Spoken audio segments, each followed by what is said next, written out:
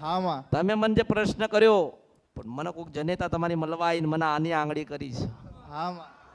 એટલે મેં કીધું સાચી કે આ વાત સંતાન કોનું છે. હા માં, તમને તો બધી ખબર આમાં.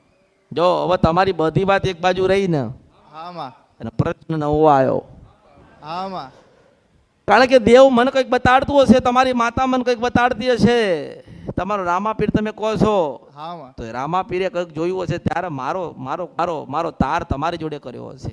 હા માં. સાચી મારા વાત. હુદીન કદાચ મોકલ્યા હશે તો રામાપીરે મોકલ્યા હશે. એટલે એક હા ભગવાન માં, છે, સાચું. એ નારાયણ જ છે. એટલે એને કહું છું કે હે રામાપીર તને દયા નથી આવી.